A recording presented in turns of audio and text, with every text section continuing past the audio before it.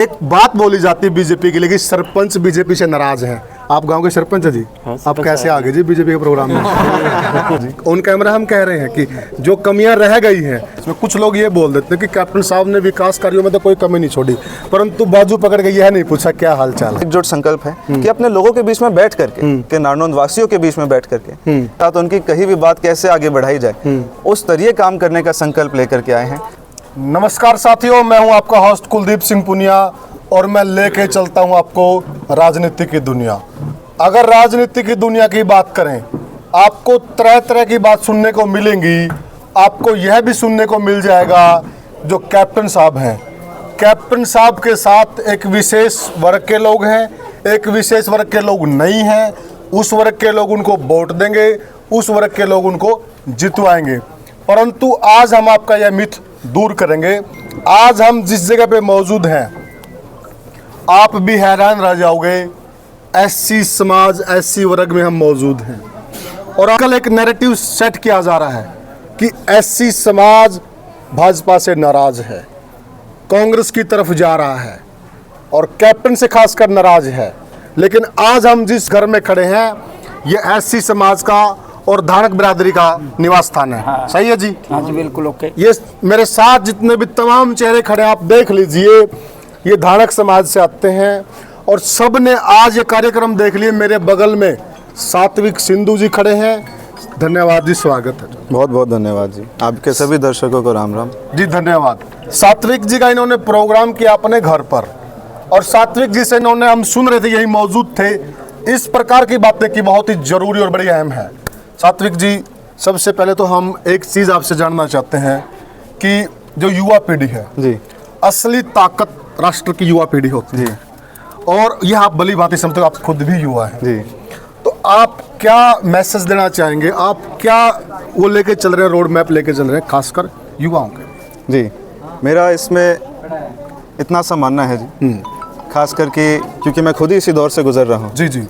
मैंने 4-5 साल पहले ही अपनी शिक्षा पूरी करी। 2-1 साल पहले मैंने 2-2.5 साल नौकरी करके वो काल भी, एक रोज़गार का काल भी खुद देखा भी, उसमें महसूस भी किया रोज़गार पाना कितना मुश्किल है और रोज़गार में रहना और वो ज़िंदगी जीना घर की जिम्मेदारी लेकर के वो अपना काल महसूस किया। और आज के दिन फिर अपना भी काम शुरू करके वो भी काल देख रहा हूँ और फिर आज हाल ही में अपने भाइयों के बीच में आके, अपने हलके में आके, अपने पिताजी के सपने की सेवा में, अपने हलके के सपने के, नारनौंद के वासियों के सपनों की सेवा में आने का सामाजिक काम करने में भी आया हूँ। तो आज दिन आकर के अपने हलके के 59 के 59 गाँव जी जी, घर घर जा करके अपने भाईचारे से मिल करके सब में बैठ करके जी, चर्चा इतनी गंभीर भी करी कि सब अपने भाईचारे के सपने भी सुने, उनके लक्ष्य भी सुने, उनकी दिक्कतें भी सुनी। जी जी, उनके रास्ते में आने वाली पीढ़ाई भी सुनी, चाहे वो शिक्षा को लेकर क्यों ना हो, चाहे वो खेल कूद को लेकर के क्यों ना हो, चाहे वो आगे जा करके रोजगार को लेकर के क्यों ना हो। मेरे भाईचारे से, जी जी, मेरे सारे युवा साथियों से जी जी, इतनी सी अपील है, आप सभी जी, इस कार्यकाल को, पिछले 10 साल के सरकार के कार्यकाल को आप सभी ने देखा है, सभी ने नोटिस किया है, सभी ने परखा है।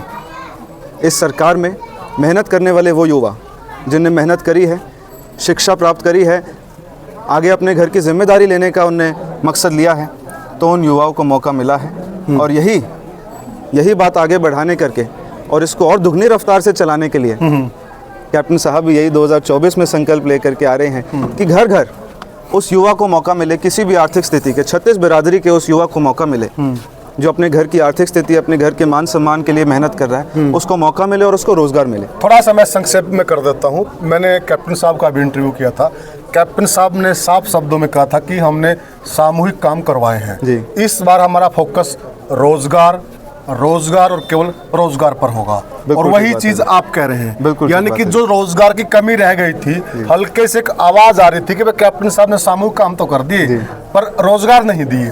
कहीं एक वो टीस आपके दिल में भी होगी, मैं मानता हूं, क्योंकि कोई भी अगर जनता की नुमाइंदगी करता, कोई भी नुमाइंदा, वह बिल्कुल चाहेगा कि मेरी जनता के काम हो, ज्यादा से ज्यादा रोजगार मिले। वो कोई कारण रहा होगा जो नहीं होंगे, लेकिन इस बार हम उम्मीद करें कि वो आप दूर करेंगे वो चीज। इसमें संकल्प इतना सही है, मकसद इतना ही है। और कैप्टन साहब भी घर घर जाकर अपने साथियों से मिलकर, युवाओं में बैठकर इस बात को बड़ा संक्षेप में कहते हैं कि मेरे 2014 से 19 के कार्यकाल को आप गारंटी मान करके, भरोसा करके, मौका देके, आप ये तो जानते ही हो कि कैप्टन साहब स्पष्ट बात कहते हैं गोल मटोल नहीं करते। नहीं करते। तो जब हम कैप्टन साहब की इस बात पर विश्वास कर सकते हैं तो ये भी मान सकते हैं कि कैप्टन साहब ने अगर रोजगार का वादा किया है तो कैप्टन साहब बढ़ा कर ही देंगे और रोजगार और घर घर रोजगार देंगे। अभी थोड़ा एक कड़वा सवाल ले रहा हूँ मैं।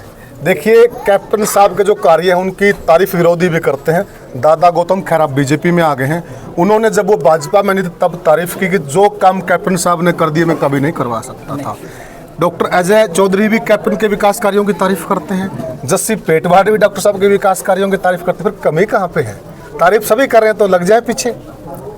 इसमें 2014 से आप देखें और 2019 का भी आप देखें, इस कार्यकाल के 2014 से 19 के कार्यकाल में समाप्त होने के बाद भी 2019 का भी अगर आप आंकड़े उठा करके देखें तो नारनौंद हल्के ने सोच विचार करके कैप्टन साहब के कार्यकाल के बाद उनको 25% ज़्यादा वोट दिए, प्यार बढ़ा करके ज़्यादा वोट दिए हैं। कहीं ना कहीं बात कुछ अगर समीकरण की रही, कहीं ना कहीं बात हमारे नारनौंद वासियों के मन में रही, तो नारनौंद वासियों ने कैप्टन साहब के लिए सोचा कि आपने काम बहुत किया, इसके लिए आपको 25% वोट बढ़ा करके देंगे। कुछ कमी अगर रह गई 1-8% तो वो आप अपने कार्यकाल के बाद समय लगा करके सोच के आकलन करके आप पूरी करेंगे। और 2024 में मैं आपको एक बात भी स्पष्ट कमी बताऊं, कौन सी रहेगी? थोड़ा सा आपको 2024 में भी एक बात स्पष्ट बताऊं, हमने अगर कैप्टन साहब पे भरोसा किया, एक समझदार राजनेता पे भरोसा किया हमारे नारनौंद को सेवा करने के लिए, तो आज 2024 में वो राजनेता, वो कार्यकर्ता, भाजपा पार्टी के कार्यकर्ता भी सोच समझ के आए हैं, वो कमी दूरी करने आए हैं और इस बार दिलासा देने आए हैं कि मेरे हल्के ने मुझे आशीर्वाद दिया था 2014 में, आज मैं और तजुर्बे के साथ वापसी आया हूँ अपने हल्के का चौकीदार बनने, अपने हल्के का सेवादार बनने और अपने युवा को ताकतवर बनाने। कुछ लोग भी, मैं थोड़ा रोकूंगा बीच में, कुछ लोग ये बोल देते हैं कि कैप्टन साहब ने विकास कार्यों में तो कोई कमी नहीं छोड़ी, परंतु बाजू पकड़ के यह नहीं पूछा क्या हाल चाल है जी। यह कमी इस बार तो नहीं रहेगी ना? इसको जैसे मैं भी घर घर जा रहा हूँ, मेरे पिताजी ने भी मुझे आदेश दिया है जाने का। मेरे पिताजी भी आज के दिन भी एक सिंगल गाड़ी में चलते हैं, अपना ड्राइवर लेकर और एक साथ में साथी लेकर के घर घर कार्यकर्ताओं के साथ जा रहे हैं, बैठ रहे हैं। आपने हाल ही में देखा होगा एक जगह बैठ के उन्हें ताश भी खेल रहे हैं, नुक्कड़ में बैठ के अपने साथियों के साथ चाय भी पी रहे हैं, युवाओं से बातचीत भी कर रहे हैं।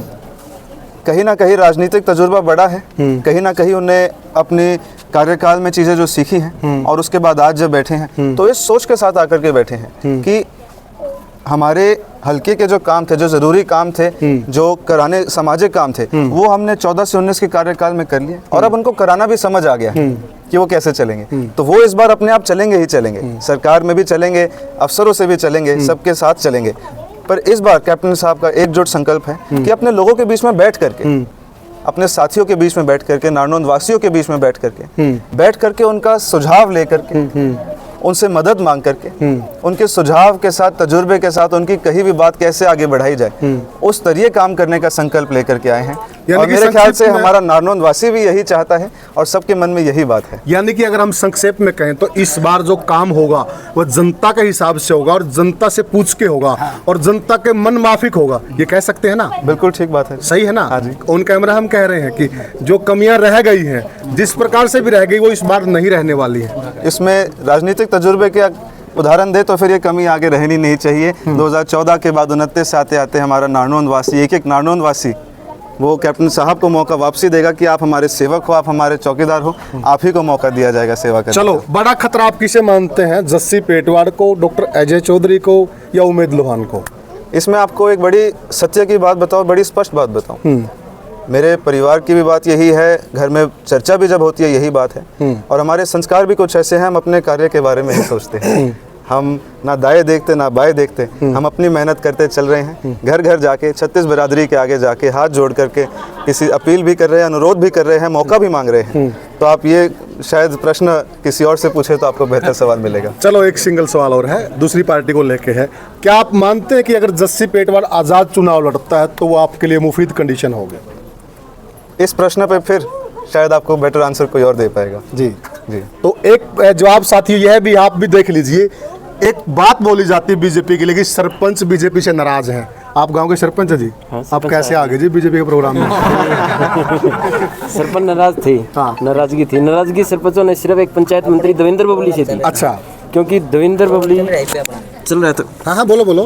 देवेंद्र बबली से उस टाइम पे मिला करते, तो देवेंद्र बबली ने कोई मिलने का मौका नहीं दिया सरपंचों को उस टाइम अच्छा। पे। उस टाइम पे न उनकी बात नहीं सुनी। जब से हमारे माननीय श्री नायब सैनी मुख्यमंत्री बने, उन्होंने सिर्फ आश्वासन, हमारी पंचायत की टीम मिली थी उससे, सरपंच एसोसिएशन, उन्होंने एक ही बात बोली थी, बहुत जल्दी ही आपकी जो मनोकामना है हमारी सरकार बहुत जल्द पूरी की जाएगी। किसी के दबाव में तो नहीं आ रहे आप? नहीं, दबाव में किसी के नहीं, पक्की बात है ना? बात से जमा, मन से आ रहे हो? खुल के जमा, मन से, खुल के मन से, खुल के मन अपना के। परिचय दे दो कैमरे पर। मैं प्रवीण शर्मा, सरपंच सहायक, ग्राम पंचायत डाटा। बट डट्टा गांव का सरपंच डंके की चोट पे कवे है, बराबर में सात्विक खड़ा है और मीडिया खड़ी है। ठीक है, बिल्कुल भाजपा का गला, भाजपा का गला, बिल्कुल देख लेके तो कपानी बंद हो जाए। तो साथियों, ऐसा कुछ भी नहीं है कि नैरेटिव सेट किया जाता है साफ तौर पर। और इस बार आप देख लीजिए, सात्विक जी का साफ साफ कहना है कि जो कमियां रह गई हैं, जो भूल रह गई हैं, मौका नहीं देंगे, ऐसा काम करेंगे इतिहास में दर्ज हो जाएगा। यह बात तो खैर ओम प्रकाश चौटाला कहते हैं, ऐसा काम करूंगा जोगी गाएंगे। आप क्या कहना चाहते हैं? मेरे पिताजी का भी इतना सोचना है कि अपने नारनौंद वासियों की सेवा में ऐसा काम करेंगे, नारनौंद वासियों के लिए विकास के साथ साथ रोजगार का भी ऐसा काम करेंगे कि सभी नारनौंद वासी उनको खुश होकर आए गेड़े 2029 2034 अपना ही सेवक चुनकर वापसी लेके आएंगे। तो साथियों, अंतिम बात यही है कि आखिरी जो ताकत है वो जनता जनार्दन के हाथ में है, असली में आप ही जनार्दन है। कहीं आप गलतफहमी में मत रहिएगा, असली ताकत आपकी है। और सात्विक संधू आपको जो वादा कर रहे हैं, अगर आपको लगता है कि इनके वादे में दम है, तो आप जनार्दन है सुना दीजिए फैसला और मंजूर कर लीजिए। आपको कौन चाहिए, विकास चाहिए या तुष्टिकरण चाहिए? तो जय हिंद साथियों, बहुत बहुत धन्यवाद।